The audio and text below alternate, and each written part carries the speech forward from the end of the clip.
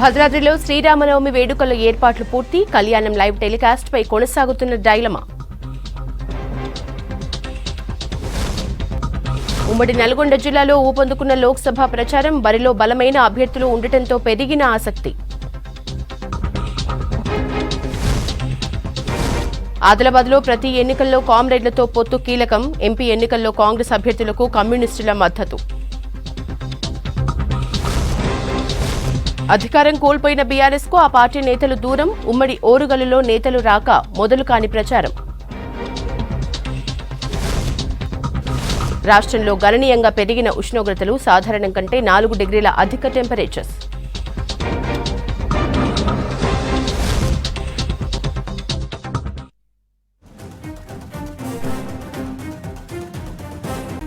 ఛత్తీస్గఢ్లో భారీ ఎన్కౌంటర్ జరిగింది. చోటే బైటియాలో మావోయిస్టులు పోలీసులకు మధ్య జరిగిన ఎదురుకాల్పుల్లో 10 మంది మావోయిస్టులు చనిపోయినట్లు తెలుస్తోంది. ఘటనా స్థలం నుంచి భారీగా AK-47లు మారణ ఆయుధాలని స్వాధీనం చేసుకున్నారు.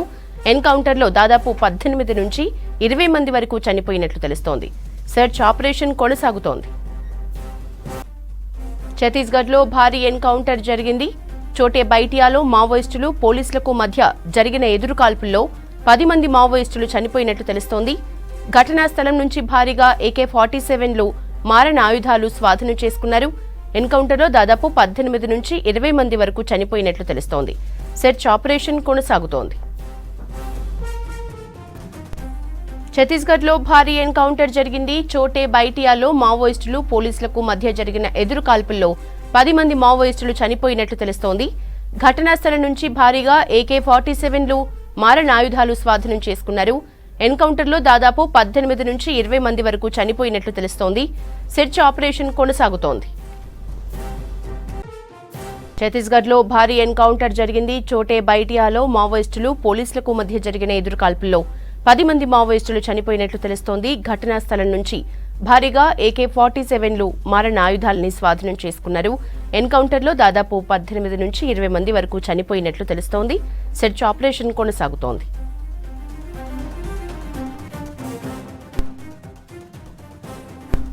ఇదే అంశంపై డీటెయిల్స్ ధనరాజ్ అందిస్తారు. ధనరాజ్. యశోద, ఛత్తీస్గఢ్ లో చూసినట్టయితే పోలీసులకు అదేవిధంగా నక్సల్స్ మధ్య ఎదురుకాల్పులు కొనసాగుతూనే ఉన్నాయి. ఈ ఎదురుకాల్పులో చూసినట్టయితే 18 మంది నక్సలైట్లు హతమైనట్లుగా సమాచారం అందుతా ఉంది. అయితే ఇప్పటి వరకు చూసినట్టయితే ఈ ఎన్కౌంటర్ పైన కూడా ఇప్పటికీ ఈ ఎస్పీ అయినటువంటి కళ్యాణ్ ఇందిరాదేవ్ని కూడా మనం సమాచారం కోసం అడగడం జరిగింది. అయితే ఆయన కూడా ఈ ఎన్కౌంటర్ ను కూడా ధృవీకరించడం జరిగింది. అయితే మనం ఇటీవల చూసినట్టయితే ఈ గత వారం రోజుల క్రితం జరిగినటువంటి నక్సల్స్ చూసినట్టయితే ఈ బీజాపూర్ లో జరిగినటువంటి ఎన్కౌంటర్ లో పెద్ద ఎత్తున కూడా నక్సల్స్ అక్కడ హతమవడం జరిగింది. ఆ తర్వాత కూడా వరుసగా చూసినట్టయితే ఈ ఒక బస్తరు, ఉత్తర బస్తర్ కావచ్చు, అదేవిధంగా దక్షిణ్ బస్తర్ సంబంధించినటువంటి జిల్లాలలో పెద్ద ఎత్తున, అంటే ఒకవైపున లోక్సభ ఎన్నికలు ఉన్నటువంటి క్రమంలోనే మరోవైపున పెద్ద ఎత్తున ఇటు పోలీసు పారామిలిటరీ బలగాలు, అదేవిధంగా అక్కడ రీజియన్ సంబంధించినటువంటి పోలీసు బలగాలతోటి కూడా ఈ నక్సల్స్ ఏరివేతకు ఆపరేషన్ కొనసాగిస్తూనే ఉన్నారు. ఈ క్రమంలోనే ఛత్తీస్గఢ్ లోని ఈ కాంకేర్ కు సంబంధించినటువంటి జిల్లాలోనే ఈ దక్షిణ ప్రాంతం సంబంధించి వచ్చి ఇటు ఉన్నటువంటి మహానది ప్రాంతం సంబంధించినటువంటి ప్రాంతంలో ఈ నక్సల్స్ కదలికల పైన పెద్ద ఎత్తున పారామిలిటరీ బలగాలు కూడా అబ్జర్వేషన్ కొనసాగిస్తా ఉన్నాయి. అదేవిధంగా ఈ కూంబింగ్ ఆపరేషన్ కొనసాగుతున్నటువంటి క్రమంలోనే పోలీసులకు నక్సల్స్ కు మధ్య తారసపడడం, అదేవిధంగా ఒకరిపై ఒకరు కాల్పులతోటి విరుచుకుపడ్డటువంటి క్రమంలోనే 2 కానిస్టేబుళ్లకు అదేవిధంగా 3 సాయుధ బలగాలకు కూడా తీవ్రమైనటువంటి గాయాలయ్యాయి. అయితే ఈ ఎదురు కాల్పులో చూసినట్టయితే మొత్తం మీద ఇప్పటి వరకు 10 నుంచి 18 వరకు మాత్రం అందులోనే స్పాట్ లోనే నక్సల్స్ నేలకొరిగారని కూడా సమాచారం అందుతుంది. దీనిపైన మరికొద్ది సేపట్లో ఇంద్ర కళ్యాణ్ దానిపైన ఒక స్పష్టత ఇవ్వనున్నారు. మొత్తం మీద ఇలాంటి, అంటే గత వారం రోజులలో చూసినట్టయితే ఛత్తీస్గఢ్ లోని దండకారణ్యంలో పెద్ద ఎత్తున నక్సల్ సంబంధించినటువంటి ఏరివేత ఆపరేషన్ కొనసాగించారు. అదేవిధంగా ఈ బీజాపూర్ జిల్లాలోని గంగులూరు పోలీస్ స్టేషన్ పరిధిలో ఈ కోర్చి లేండ్రా వంటి ప్రాంతంలో జరిగినటువంటి ఎన్కౌంటర్ లో పెద్ద ఎత్తున నక్సల్స్ చాలా వరకు వాళ్ళు ప్రాణాలు వదిలినటువంటి ఘటన ఉంది. ఆ తర్వాత మళ్ళీ ఇప్పుడు కూడా ఈ మరో 10 నుంచి 18 మంది దాకా కూడా ఈ నక్సల్స్ హతమైనటువంటి సమాచారం ఉంది. వరుసగా చూసినట్లయితే మావోయిస్టులకు దెబ్బ మీద దెబ్బ, ఎదురు దెబ్బలు తగులుతున్నాయని చెప్పొచ్చు. అంతేకాకుండా వారి దగ్గర ఉన్నటువంటి ఆయుధ సంపత్తి చూసినట్టయితే అంటే లేటెస్ట్ టెక్నాలజీ చెందినటువంటి ఇన్సాస్ వంటి భారీ గన్స్, అదేవిధంగా ఈ AK-47 లాంటి తుపాకులన్నీ కూడా మొత్తం ఈ పోలీసులు కూడా స్వాధీనం చేసుకోవడం, అంతేకాకుండా వారి దగ్గర ఉన్నటువంటి పూర్తి అంటే సమాచారం కావచ్చు, మావోయిస్టులకు సంబంధించినటువంటి డంప్ కావచ్చు, ఇలా వరుసగా వాళ్ళు ఆయుధ సంపత్తి కోల్పోవడం, అదేవిధంగా ఛత్తీస్గఢ్ లాంటి బీజాపూర్, ఈ కాంకేర్ జిల్లాలలో పెద్ద ఎత్తున నక్సల్స్ ఆపరేషన్ లో వరుసగా కూడా వీళ్ళంతా కూడా ప్రాణాలు కోల్పోతున్నటువంటి ఘటనతోటి ఒకసారిగా ఛత్తీస్గఢ్ దండకారణ్యంలో ప్రాంతం అంతా కూడా చాలా వరకు దద్దరిల్లిపోతుంది.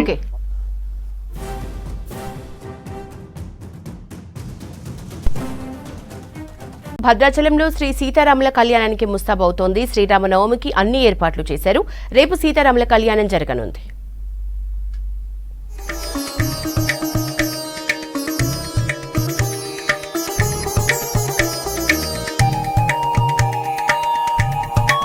భద్రాచలంలో సీతారాముల కళ్యాణం నేపథ్యంలో ఏర్పాట్లు చురుగ్గా జరుగుతున్నాయి. వివిధ ప్రభుత్వ శాఖల ఆధ్వర్యంలో ఏర్పాట్లు చేస్తున్నారు. ఇప్పటికే రామాలయ ప్రాంగణానికి రంగులు దిద్ది సర్వాంగ సుందరంగా ముస్తాబు చేశారు. విద్యుత్ అలంకరణలతో రామాలయ ప్రాంగణమంతా శోభాయమానంగా వెలుగొందుతోంది.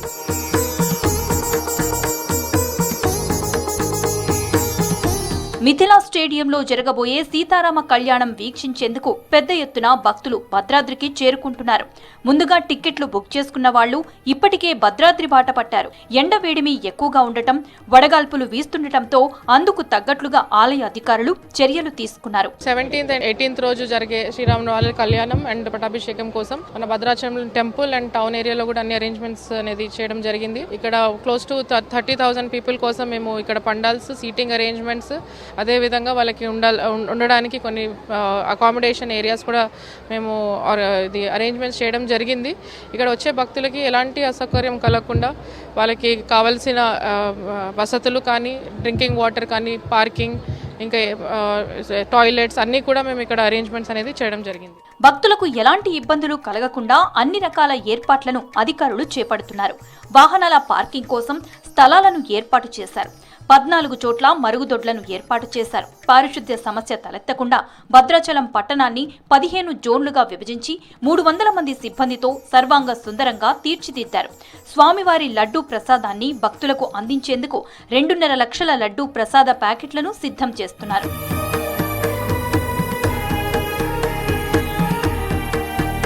ఎన్నికల కోడ్ ఉండటంతో ఈసారి స్వామివారి కళ్యాణానికి ముఖ్యమంత్రి వచ్చే వీలు లేనట్లు తెలుస్తోంది. సీతారాముల వారి కళ్యాణాన్ని డీడీలో ప్రత్యక్ష ప్రసారాలు ఇవ్వకూడదని ఎన్నికల సంఘం సూచించింది. ఈసీ నుంచి అభ్యంతరం రావడంతో కలెక్టర్ ప్రియాంక అలా ప్రత్యామ్నాయ ఏర్పాట్లపై ఫోకస్ చేశారు. 30 నిమిషాలు ఆలస్యంగా ఛానళ్లకు వీడియో తీసి ఇచ్చే ప్లాన్ చేస్తున్నారు.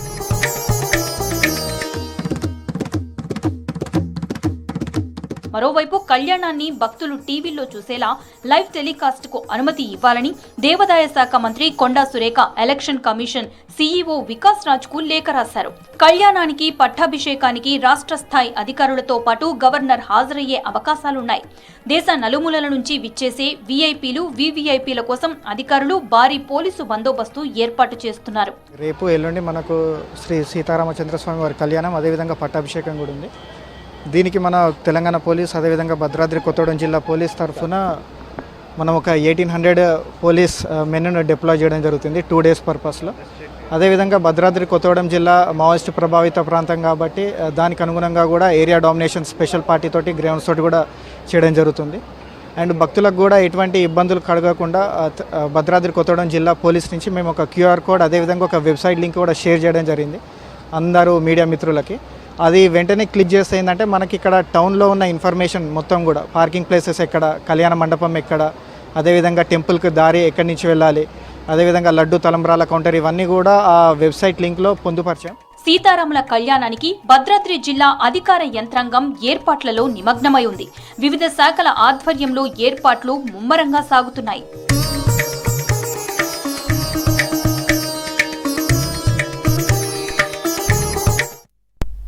దక్షిణ అయోధ్యగా పేరుగాంచిన భద్రాచలంలో ఏర్పాట్లను పరిశీలించారు దేవాదాయ కమిషనర్ హనుమంతరావు. ఈసారి భక్తుల సౌకర్యార్థం 2వ వంతెన పూర్తయిందన్నారు. 60 కౌంటర్ల ద్వారా లడ్డూల్ని అందజేస్తున్నామన్నారు. భక్తులకు అసౌకర్యం లేకుండా అన్ని ఏర్పాట్లు పూర్తయ్యాయన్నారు. దేవాదాయ శాఖ కమిషనర్ హనుమంతరావుతో ఖదీర్ ఫేస్ టు ఫేస్. కళ్యాణ మహోత్సవానికి భద్రాచలం మొత్తం సర్వం సిద్ధమైంది. ఇప్పటికే అధికారులు అన్ని రకాల ఏర్పాట్లను పూర్తి చేయడం జరిగింది. ప్రస్తుతం మనతో దేవాదాయ శాఖ కమిషనర్ హనుమంతరావు ఉన్నారు. వారితో మాట్లాడే ప్రయత్నం చేద్దాం. సార్ చెప్పండి, ఈసారి సీతారాముల కళ్యాణానికి ఎటువంటి ఏర్పాట్లను చేస్తున్నారు? అందరికీ నమస్కారం. మా దేవాదాయ శాఖ కమిషనర్ హనుమంతరావు.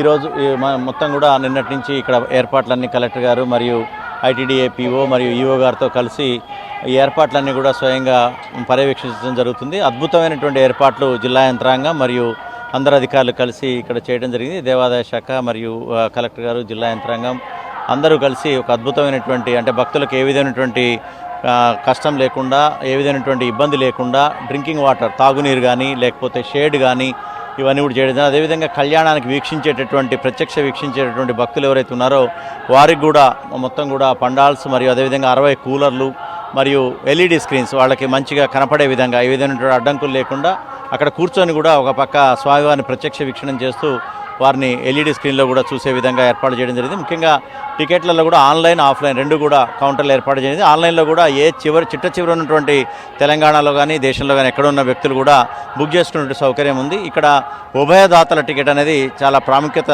సంతరించుకుంది, చాలా డిమాండ్ వస్తుంది. అక్కడ కళ్యాణం అంటేనే జంటలు. సో ఉభయదాతల టికెట్లో కళ్యాణం సంబంధించి జంటలు 7,500 రూపాయల టికెట్తో వాళ్ళు తీసుకున్నట్లయితే ఇక్కడికి వారికి సపరేట్గా కౌంటర్ ఉంది, వారికి ఒక సపరేట్ ప్లేస్ ఉంది. ఆ కళ్యాణానికి దగ్గరలో వాళ్ళు కూర్చొని వీక్షించడమే కాకుండా స్వామివారికి సంబంధించినటువంటి వస్త్రాలు, అంటే మనకి చీర, జాకెట్, పంచ మరియు కండువా ఇవన్నీ కూడా వారికి ఇవ్వటం, తలంబ్రాలు ఇవ్వటం, అంతేకాకుండా వారి గోత్రనామాలపై కళ్యాణం దగ్గర అర్చన చేయించడం కూడా జరుగుతుంది. దీనికి ఎక్కువ డిమాండ్ కనబడుతుంది. ఈసారి ఏర్పాట్లు పెద్ద ఎత్తున చేశారు. ముఖ్యంగా భక్తులు, నేను నిన్నటి నుంచి చూస్తున్నాను, 10,000 మంది పాదయాత్ర ద్వారా రావడం జరిగింది. వచ్చినప్పుడు వారందరూ కూడా చాలా హ్యాపీగా ఉచిత దర్శనం చేయటం, తర్వాత అన్నప్రసాదం కూడా చాలా రుచికరంగా, శుచికరంగా ఉందని వారు చెప్పడం, వస్తువులు బాగున్నాయని చెప్పడం, అంతేకాకుండా ఇక్కడ అన్ని కూడా లైటింగ్ ఏర్పాట్లు కానీ ఇతరత్ర ఏర్పాట్లు కానీ చాలా అద్భుతంగా ఉన్నాయని ఒక భక్తుల యొక్క ఫీడ్బ్యాక్ ఉంది. రాను సంవత్సరానికి ఇది మెరుగుపడుతూ వస్తుంది. మరి రానున్న కాలంలో కూడా ఇంకా పెద్ద ఎత్తున దీన్ని ఏర్పాటు చేయడానికి మరిన్ని చర్యలు చేపట్టడం. అయితే ఇప్పటివరకే 2వ వంతెనను ప్రారంభించడం జరిగింది. వంతెనతో పాటు పుణ్యస్నానాలు చేయడం కోసం గోదావరిలో నీరు సరిగా లేదు, దానికి సంబంధించిన ఏర్పాట్లు ఏం చేశారు? గోదావరి 2వ వంతెన స్టార్ట్ కావడం కూడా భక్తులకు కానీ ఈ వాహనాలకు కానీ చాలా అద్భుతమైనటువంటి ఫెసిలిటీ. చాలా ఒకే వంతెనతోటి చాలా కంజెస్టెడ్గా ఉన్నటువంటి పరిస్థితులలో ఇప్పుడు ట్రాన్స్పోర్టేషన్ చాలా ఈజీగా ఉన్నటువంటి పరిస్థితి. వేలాది మంది, లక్షలాది మంది భక్తులు అంతా కూడా ఇక్కడ భద్రాచలం వైపు చూస్తున్నారు. కాబట్టి వచ్చే వాళ్ళకి ఏ విధమైనటువంటి ఇబ్బంది లేకుండా ఈ 2 వంతెనల ద్వారా వారు సునాయాసంగా రాకపోకలు కొనసాగించడం జరుగుతుంది. అదేవిధంగా మనకి గోదావరిలో కూడా సరిపడే నీళ్లు ఉన్నాయి. వాళ్ళు స్నానం చేయడానికి సరిపడా నీళ్లు ఉండటం జరిగింది. అక్కడ సపరేట్గా వాళ్ళు బట్టలు మార్చుకోవడానికి కానీ షవర్స్ కూడా, ఎవరైతే దాంట్లోకి దిగటం ఇబ్బంది ఉన్నటువంటి వాళ్ళు కూడా షవర్స్ కూడా అక్కడ ఏర్పాటు చేయడం జరుగుతుంది. కాబట్టి వాళ్ళందరికీ కూడా సామాన్య భక్తజనం నుంచి వీఐపీల వరకు కూడా ఏ విధమైనటువంటి కష్టాలు లేకుండా సుఖంగా వాళ్ళు ఒక మరుపురాని అనుభూతిగా, ఒక పెళ్లికి వస్తే ఏ విధంగా ఉంటుందో ఆ విధంగా కంటే ఎక్కువ కూడా ఈ దేవుడి పెళ్లి కాబట్టి మంచి ఏర్పాట్లతో చేయడం జరుగుతుంది. అయితే మూల విరాట్ దర్శనం కోసం ఎలాంటి అనుమతులు ఇచ్చారు?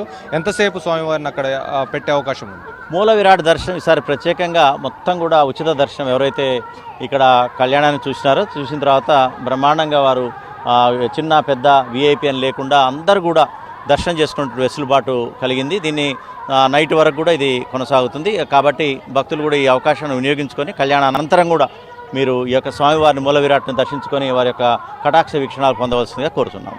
అయితే మొత్తంగా చూసుకున్నట్లయితే భద్రాద్రి సీతారాముల వారి కళ్యాణాన్ని వీక్షించేందుకు ఇప్పుడు సాయంత్రం వరకు ఒక క్లారిటీ వచ్చే అవకాశం ఉందని చెప్పేసి కమిషనర్ చెప్తున్నారు. వీడియో జర్నలిస్ట్ హర్షత్తో ఖదీర్, V6 న్యూస్, భద్రాచలం. భూలోక వైకుంఠమైన భద్రాచలంలో జరిగే శ్రీ సీతారామచంద్రస్వామి కళ్యాణం, పుష్కర పట్టాభిషేక మహోత్సవాల్ని భక్తులు ఎంతో విశిష్టంగా భావిస్తూ ఉంటారు. ఈ పుణ్య కార్యంలో భాగస్వాములవటం పుణ్యఫలమని విశ్వసిస్తారు. ఈ ఏడాది నుంచి చేనేత కార్మికులు స్వామివారి కళ్యాణం, పట్టాభిషేకానికి పట్టు వస్త్రాల్ని సమర్పించున్నారు.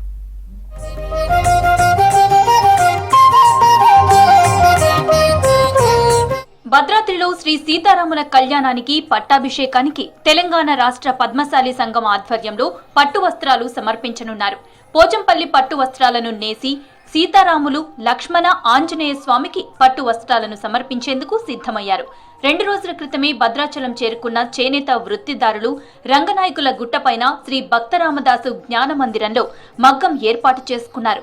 ముందుగా అంతరాలయంలో స్వామివారికి పూజలు చేసి నేత పనులు లాంఛనంగా ప్రారంభించగా ఏఈఓ శ్రావణ్ కుమార్ పర్యవేక్షిస్తున్నారు.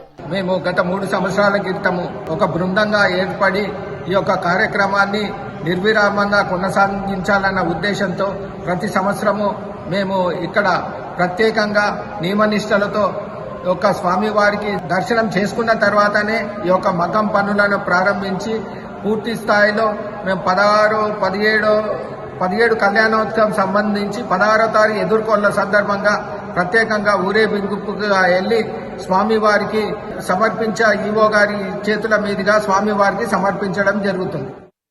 శ్రీరామ నవమి రోజున జరిగే సీతారాముల కళ్యాణం సందర్భంగా పెళ్లి కుమారుడు, పెళ్లి కూతురు వస్త్రాలకు ఎంతో ప్రత్యేకత ఉంటుంది. సంప్రదాయబద్ధంగా అలంకరించి స్వామివార్లను ముస్తాబు చేసేందుకు చేనేత కార్మికులు అందమైన రంగులతో వస్త్రాలను సిద్ధం చేస్తున్నారు. సీతమ్మ వారికి 4600 పోగులతో 5 రంగులతో మిళితమైన జాకెట్టుతో కూడిన చీరను నేస్తున్నారు. ఇది 6.5 మీటర్లు ఉండి సుమారు 600 గ్రాముల బరువు ఉంటుందని అంచనా. కళ్యాణం రోజు గంధం రంగుతో కూడిన చీర, పుష్కర పట్టాభిషేకం రోజు పసుపు, ఎరుపు రంగుల మిశ్రమంతో కూడిన చీరలను ప్రత్యేకంగా నేస్తున్నారు. రామలక్ష్మణ ఆంజనేయ స్వామికి 4 మీటర్ల పొడవుతో పంచెలు, 2 మీటర్ల పొడవుతో కండువాలు తయారు చేస్తున్నారు. ఒక్కొక్కరు 4800 పోగులతో వస్త్రాలను నేయనున్నారు. స్వామివారికి కళ్యాణం రోజున గంధం రంగుతో, పట్టాభిషేకం రోజు ఎర్ర రంగుతో కూడిన వస్త్రాలను అందించనున్నారు. పంచె, కండువా కలిపి ఒక్కో జత సుమారు 500 గ్రాముల బరువు ఉంటుందని చేనేత కార్మికులు చెబుతున్నారు. సాధారణంగా రోజుకు 8 గంటల చొప్పున మగ్గం పైన పనిచేస్తే ఒక చీర తయారీకి 5 రోజులు పడుతుందని కార్మికులు అంటున్నారు. వేడుకలకు సమయం తక్కువగా ఉండటంతో 6 చేనేత కార్మికులు రోజుకు 3 షిఫ్ట్ల వారీగా నేత పనులు చేపట్టనున్నారు.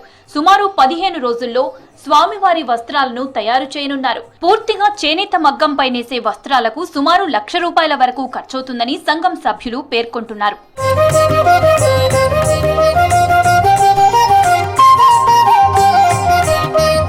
తెలంగాణ ఉద్యమకారులకు బీఆర్ఎస్ అన్యాయం చేసిందన్నారు కోరుట్ల నియోజకవర్గ కాంగ్రెస్ ఇన్ఛార్జి దువ్వాడి నరసింగరావు. కాంగ్రెస్ పార్టీపై నమ్మకంతో ఇతర పార్టీల నుంచి పెద్ద ఎత్తున కాంగ్రెస్ లో చేరుతున్నారని తెలిపారు. నరసింగరావు ఆధ్వర్యంలో కోరుట్ల నియోజకవర్గం నుంచి 4 మండలాల ప్రజాప్రతినిధులు, కార్యకర్తలు కాంగ్రెస్ లో చేరేందుకు గాంధీ భవన్ కి తరలి వెళ్లారు. నియంతృత్వ పార్టీలైన బీజేపీ, బీఆర్ఎస్ లో ఉండలేక కార్యకర్తలంతా కాంగ్రెస్ లో చేరుతున్నారన్నారు. కోరుట్ల నియోజకవర్గంలో బీజేపీ, బీఆర్ఎస్ పార్టీలు పూర్తిగా ఖాళీ అయ్యాయన్నారు. చేరికలతో కోరుట్ల కాంగ్రెస్ లో ఉత్సాహం పెరిగిందన్నారు. అందరం కలిసి నిజామాబాద్లో జీవన్ రెడ్డికి భారీ మెజారిటీ వచ్చేలా కృషి చేస్తామని తెలిపారు. జువాడి నరసింగరావు. కోరుట్లలో బీజేపీను బీఆర్ఎస్ ఖాళీ అవుతా ఉన్నాయి. ఆల్మోస్ట్ ముఖ్యంగా బీఆర్ఎస్ కార్యకర్తలంతా కూడా గత 15 సంవత్సరాలు ఎవరైతే మాజీ ఎమ్మెల్యే కల్వకుంట్ల విద్యాసాగర్ రావు గారు అనుచరులు ఎవరైతే ఉన్నారో అనుచరులందరూ కూడా ఈరోజు కాంగ్రెస్ పార్టీలో చేరేతందుకు వారి ప్రయాణం కోరుట్ల నుంచి వెళ్ళి స్టార్ట్ అవుతూ ఉన్నది. ఎందుకంటే 15 సంవత్సరాలు అక్కడ పనిచేసినాం. వారెవరిని కూడా నమ్మలేదు. వారి నీడను కూడా వారు నమ్మేందుకు భయం పడుతుండేది. ఎవరు నమ్మలేదు. మాకు ఎలాంటి పదవులు కానివ్వండి, అక్కడ ఉన్నప్పుడు మాకు ఎలాంటి న్యాయం జరగలేదు. ముఖ్యంగా తెలంగాణ ఉద్యమంలో ఎవరైతే పోరాటం చేసినారో వాళ్ళు ఎవరికి కూడా న్యాయం జరగలేదని ఈరోజు చాలామంది మరి ఈ 6 గ్యారంటీలు మా ముఖ్యమంత్రి రేవంత్ రెడ్డి గారు ఇచ్చిన హామీల మీద ఇక్కడ అందరూ ఆకర్షితులై మరి ఈరోజు కాంగ్రెస్ పార్టీలో చేరడం జరుగుతూ ఉన్నది. ఉమ్మడి నల్గొండ జిల్లాలో లోక్సభ ఎన్నికల వేడి ఊపందుకుంది. అసెంబ్లీ ఎన్నికల ఫలితాల మెజారిటీ లక్ష్యంతో కాంగ్రెస్ ముందుకు సాగుతోంది. గత అసెంబ్లీ ఎన్నికల్లో బీఆర్ఎస్ ఒక్కచోట మినహా మిగిలిన స్థానాల్లో బీఆర్ఎస్ పరాభవం పాలైంది. లోక్సభ ఎన్నికల్లో పూర్వ వైభవాన్ని తిరిగి సాధించే పనిలో పావులు కదుపుతోంది. మరోవైపు తొలిసారి కాషాయ జెండా ఎగరేసేందుకు బీజేపీ వ్యూహాలు పన్నుతోంది.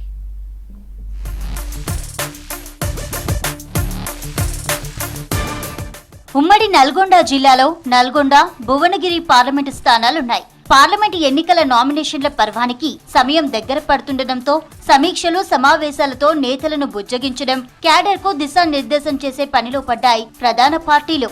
పార్లమెంట్ ఇన్ఛార్జీలు అసెంబ్లీ నియోజకవర్గాల్లోని బూతుల వారీగా నియోజకవర్గ కేంద్రాల్లో మీటింగులు పెడుతూ క్యాడర్లో నూతనోత్తేజం నింపుతున్నారు. 2 పార్లమెంటు స్థానాల్లో ప్రధాన పార్టీలు గెలుపు కోసం అన్ని అవకాశాలను వాడుకుంటున్నారు. నల్గొండ నుంచి కాంగ్రెస్ అభ్యర్థిగా కుందూరు రఘువీర్ రెడ్డి, బీఆర్ఎస్ నుంచి కంచర్ల కృష్ణారెడ్డి, బీజేపీ అభ్యర్థిగా శానంపూడి సైదిరెడ్డి బరిలో ఉన్నారు. భువనగిరి పార్లమెంటు స్థానం నుంచి కాంగ్రెస్ తరపున చామల కిరణ్ కుమార్ రెడ్డి, బీజేపీ నుంచి బూర నర్సయ్య గౌడ్, బీఆర్ఎస్ అభ్యర్థిగా క్యామ మల్లేష్ పోటీ చేస్తున్నారు. ఇక ప్రధాన పార్టీలు బలమైన అభ్యర్థులనే బరిలో దింపాయి. ఒక్కొక్క పార్లమెంట్ కు ఇన్ఛార్జీలను నియమించాయి. వారి ఆధ్వర్యంలోనే ఎన్నికలు ఎదుర్కొంటున్నాయి. నల్గొండ పార్లమెంట్ ఇన్ఛార్జిగా రాష్ట్ర మంత్రి నల్లమాద ఉత్తమ్ కుమార్ రెడ్డికి, భువనగిరి పార్లమెంట్ ఇన్ఛార్జిగా మునుగోడు శాసనసభ్యుడు కొమటిరెడ్డి రాజగోపాల్ రెడ్డికి బాధ్యతలు అప్పగించింది కాంగ్రెస్. ఇక గులాబీ పార్టీ మాత్రం రెండింటి గెలుపు బాధ్యతలు మాజీ మంత్రి, సూర్యాపేట శాసనసభ్యుడు గుంటకండ్ల జగదీష్ రెడ్డికి అప్పగించింది. భారతీయ జనతా పార్టీ రాష్ట్ర ఎన్నికల ఇన్ఛార్జీలతో ముందుకు పోతోంది. గతంలో నల్గొండ, భువనగిరి స్థానాలు కాంగ్రెస్ ఖాతాలో ఉండటం, అధికారంలో లేని సమయంలోనే గెలవడంతో ఈసారి కూడా తమ జెండా ఎగురవేసే లక్ష్యంతో ముందుకు పోతోంది కాంగ్రెస్. ఇక గులాబీ పార్టీ మాత్రం అసెంబ్లీ ఎన్నికల్లో డీలా పడటం, చిత్తుగా ఓడిపోవడంతో ఈసారి ఎలాగైనా పూర్వ వైభవాన్ని సాధించే పట్టుదలతో ముందడుగు వేస్తోంది.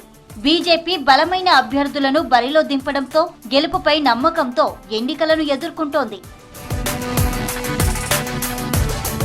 అన్ని పార్టీలు నియోజకవర్గాల వారీగా సన్నాహక సమావేశాలు నిర్వహిస్తున్నాయి. పార్లమెంట్ ఎన్నికలను టార్గెట్ గా తీసుకొని ఎన్నికల రణరంగంలోకి దిగాయని చెప్పవచ్చు.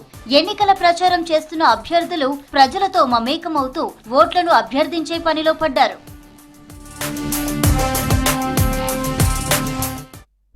పార్లమెంట్ ఎన్నికల ప్రచారం ఊపందుకుంది. కాంగ్రెస్, బీజేపీ నేతలు సభలు, సమావేశాలు పోటాపోటీగా నిర్వహించుకుంటున్నారు. కానీ బీఆర్ఎస్ నేతలు స్తబ్దుగా ఉన్నారు. తెలంగాణలో 10 ఏళ్ల పాటు పవర్లో కొనసాగిన బీఆర్ఎస్ అధికారం కోల్పోవడంతో ఆ పార్టీ నేతలు ప్రజలకే కాదు పార్టీ కార్యక్రమాలకు దూరంగా ఉంటున్నారు. ఎమ్మెల్సీలు, మాజీ ఎమ్మెల్యేలు, మాజీ ఎంపీలు ప్రచారం చేపట్టకుండా స్తబ్దతగా ఉన్నారు. వరంగల్ ఎంపీ అభ్యర్థి డాక్టర్ సుధీర్ కుమార్ ఇంకా ప్రచారం ప్రారంభించలేదు. ఉమ్మడి వరంగల్ జిల్లాలో లోక్సభ ఎన్నికల వేడి జోరందుకుంది. కాంగ్రెస్, బీజేపీ నేతలు పోటాపోటీగా రంగంలోకి దిగారు. కానీ బీఆర్ఎస్ నేతలు స్తబ్దుగా ఉన్నారు. బీఆర్ఎస్ ఎమ్మెల్సీలుగా సత్యవతి రాథోడ్, బండా ప్రకాష్, పోచంపల్లి శ్రీనివాసరెడ్డి, బస్వరాజు సారయ్య, తక్కలపల్లి రవీందర్రావు కొనసాగుతున్నారు. ఈ 5గురు ఎమ్మెల్సీలు, మాజీ ఎమ్మెల్యేలు, మాజీ మంత్రులు సైతం పార్టీ కార్యాలయాలకు దూరంగా ఉంటున్నారని కార్యకర్తలు, ఆ పార్టీకి చెందిన ద్వితీయ శ్రేణి నేతలు బహిరంగంగానే చర్చించుకుంటున్నారు.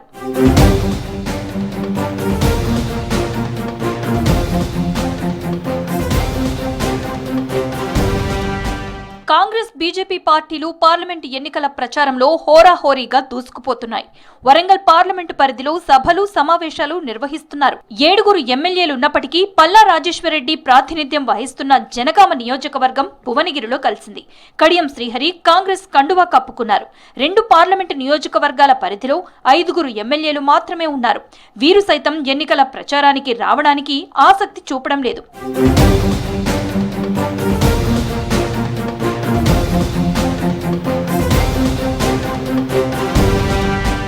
అధికారం కోల్పోయిన తర్వాత ఉమ్మడి వరంగల్ జిల్లాలోని బీఆర్ఎస్ నేతలు ఆ పార్టీకి దూరంగా ఉంటున్నారు.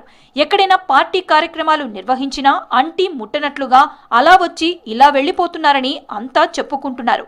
ఏ ఒక్క నేత వరంగల్, మహబూబాబాద్ లోక్సభ ఎన్నికల ప్రచారంలో కనిపించటం లేదని కార్యకర్తలు, ఆ పార్టీ నేతలు నిరాశకు గురవుతున్నారు.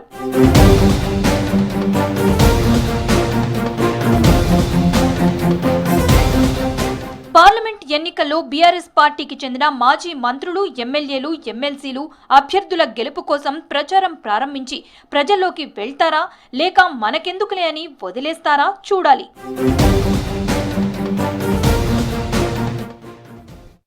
ఉమ్మడి ఆదిలాబాద్ జిల్లా రాజకీయాల్లో ఎర్రజెండా రాజకీయ ఉనికి చాటుతోంది. ఆదిలాబాద్, ఆసిఫాబాద్ అసెంబ్లీలు సిపిఐ కంచుకోటగా నిలిచాయి. ప్రతి ఎన్నికల్లోనూ కమ్యూనిస్టుల పొత్తు కీలకంగా మారుతోంది. మారుతున్న సమీకరణాలతో ఎంపీ ఎన్నికల్లో కాంగ్రెస్ విజయానికి కామ్రేడ్లు సిద్ధమవుతున్నారు. 1952లో ఆదిలాబాద్ అసెంబ్లీ ఆవిర్భవించింది. 1952, 1957లో జరిగిన ఎన్నికల్లో పీడీఎఫ్ గెలుపొందింది. 1967 నుంచి ఆదిలాబాద్ అసెంబ్లీలో 3 సార్లు సిపిఐ అభ్యర్థులు విజయం సాధించారు. ఆసిఫాబాద్ నుంచి 1983, 1985, 1994లో జరిగిన ఎన్నికల్లో 3 సార్లు సిపిఐ అభ్యర్థి గుండా మల్లేష్ ఎమ్మెల్యేగా గెలుపొందారు. అనంతరం 2009లో బెల్లంపల్లి అసెంబ్లీ ఆవిర్భవించింది. 2009లో జరిగిన ఎన్నికల్లో సిపిఐ గెలుపొందింది. సింగరేణి బొగ్గు గనులు ఉన్న బెల్లంపల్లి, మంచిర్యాల, చెన్నూరు అసెంబ్లీ ప్రాంతాల్లో కమ్యూనిస్టుల ప్రాబల్యం ఉంటుంది. బొగ్గుగని కార్మికుల సమస్యలపై కమ్యూనిస్టు కార్మికుల సంఘాలు పోరాడుతున్నాయి. ఆదిలాబాద్ ఎంపీ సెగ్మెంట్తో పాటు ఉమ్మడి జిల్లాలో కమ్యూనిస్టు పార్టీలు క్రియాశీలకంగా మారాయి.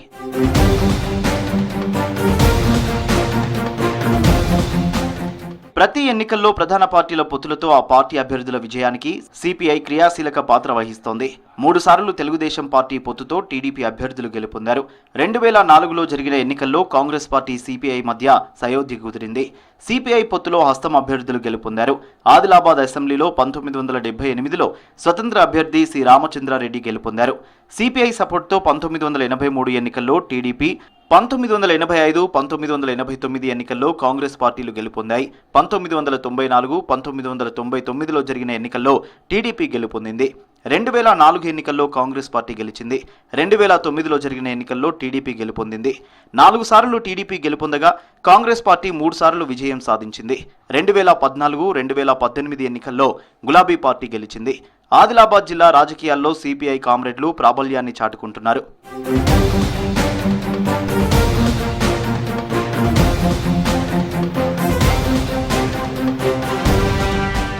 ఇండియా కూటమిలో ఉన్న వామపక్షాలు కాంగ్రెస్ పార్టీ గెలుపు కోసం పాటుపడతాయన్నారు వామపక్ష నేతలు. ఇప్పుడున్న పరిస్థితి ఆదిలాబాద్ ఎంపీ పార్లమెంట్ దీనిలో సిపిఐ ఇండియా కూటమిలో ఒక భాగస్వామి. అయితే దేశవ్యాప్తంగా సిపిఐ ఇండియా కూటమిలో కాంగ్రెస్ కానీ మిగతా పక్షాలు కలిసి పోటీ చేస్తున్నాయి. ఎట్టి పరిస్థితులలో ఈసారి బీజేపీని పార్లమెంట్లో రానియద్దు, ఎన్నికలలో గెలవనియద్దు అనే ఒక దీంతో ముందుకెళ్తుంది. ఆదిలాబాద్ ఎంపీ సెగ్మెంట్లో కమ్యూనిస్టుల ప్రాబల్యం ఉందన్నారు కాంగ్రెస్ నేతలు. కూటమిలోని కాంగ్రెస్ పార్టీ కోసం సిపిఐ పనిచేస్తుందన్నారు.